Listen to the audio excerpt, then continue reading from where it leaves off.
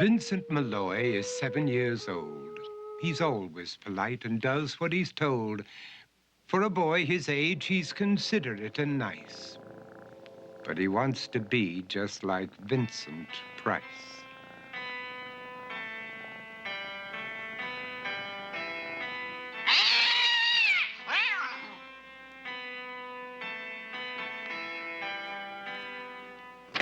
He doesn't mind living with his sister, dog, and cats, though he'd rather share a home with spiders and bats.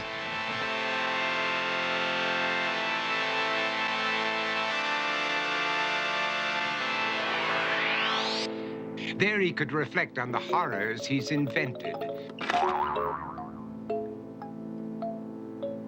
and wander dark hallways alone and tormented.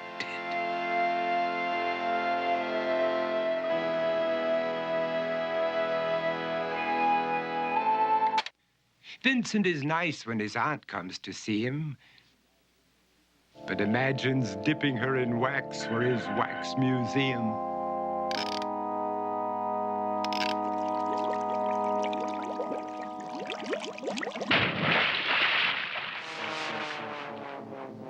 He likes to experiment on his dog, Abercrombie, in the hopes of creating a horrible zombie.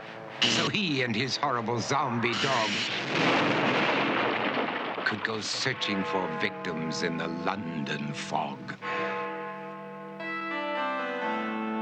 His thoughts, though, aren't only of ghoulish crime. He likes to paint and read to pass some of the time. While other kids read books like Go, Jane, Go, Vincent's favorite author is Edgar Allan Poe.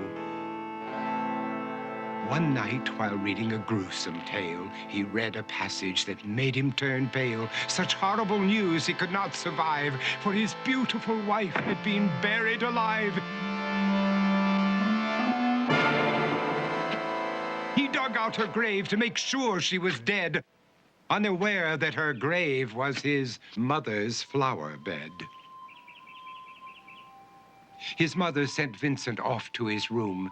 He knew he'd been banished to the Tower of Doom, where he was sentenced to spend the rest of his life alone with the portrait of his beautiful wife.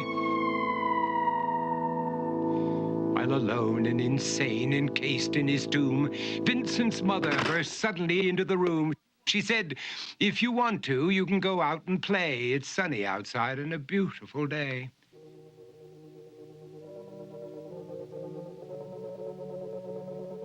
Vincent tried to talk, but he just couldn't speak. The years of isolation had made him quite weak. So he took out some paper and scrawled with a pen, "I am possessed by this house and can never leave it again." His mother said, "You're not possessed and you're not almost dead. These games that you play are all in your head. You're not Vincent Price, you're Vincent Malloy. You're not tormented or insane, you're just a young boy. You're 7 years old and you are my son. I want you to get outside and have some real fun." Her anger now spent, she walked out through the hall.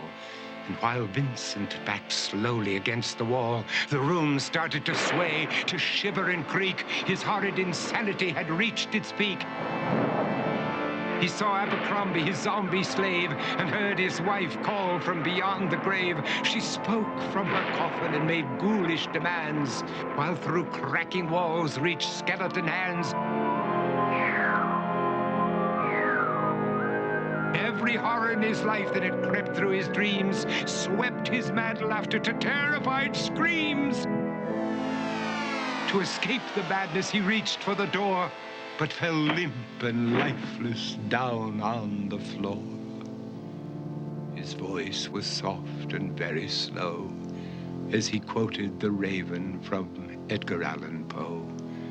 "And my soul from out that shadow that lies floating on the floor shall be lifted nevermore."